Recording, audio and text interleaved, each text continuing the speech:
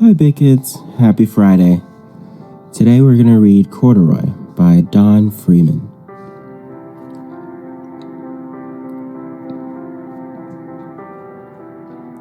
Corduroy is a bear who once lived in the toy department of a big store. Day after day, he waited with all the other animals and dolls for someone to come along and take him home. The store was always filled with shoppers buying all sorts of things, but no one ever seemed to want a small bear in green overalls. Then, one morning, a little girl stopped and looked straight into Corduroy's bright eyes. "Oh, Mommy," she said, "look, there's the very bear I've always wanted."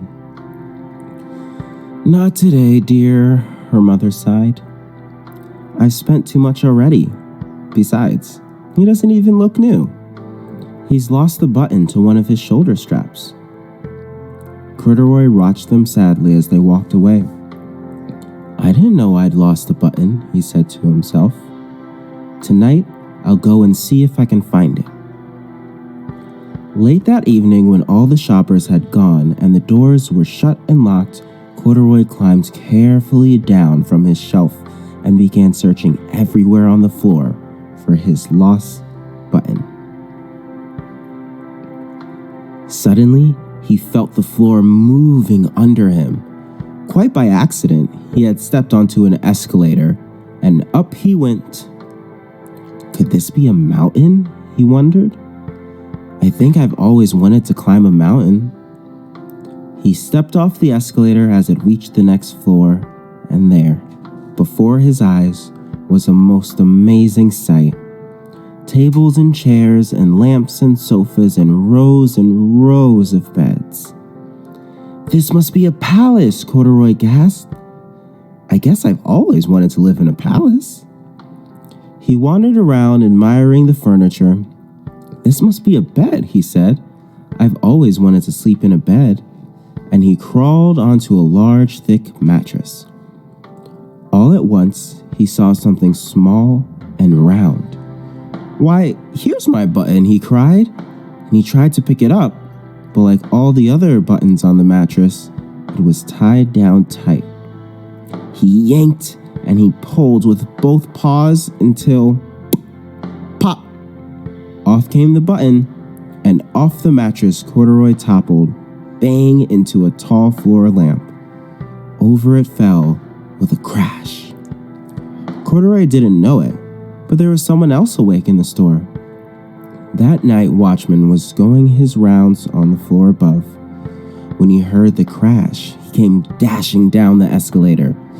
"Now who in the world did that?" he exclaimed. "Somebody must be hiding around here." He flashed his light under and over sofas and beds until he came to the biggest bed of all. And there he saw two fuzzy brown ears sticking up from under the cover. "Hello?" he said. "How did you get upstairs?" The watchman tucked Corduroy under his arm and carried him down the escalator and set him on the shelf in the toy department with the other animals and dolls. Corduroy was just waking up when the first customers came into the store in the morning, and there, looking at him with a wide, warm smile, was the same little girl he had seen only the day before. "I'm Lisa," she said, "and you're going to be my very own bear. Last night, I counted what I've saved in my piggy bank, and my mother said I could bring you home." "Shall I put him in a box for you?" the saleslady asked. "Oh, no thank you," Lisa answered, and she carried Corduroy home in her arms. She ran all the way up 4 flights of stairs, into her family's apartment, and straight to her own room. Corduroy blinked.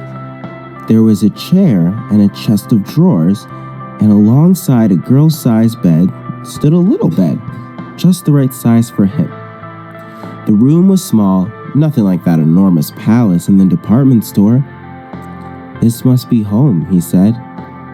"I know I've always wanted a home." Lisa sat down with Corduroy on her lap and began to sew a button on his overalls.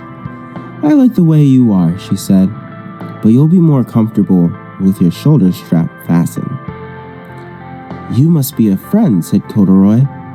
"I've always wanted a friend." "Me too," said Lisa, and gave him a big hug.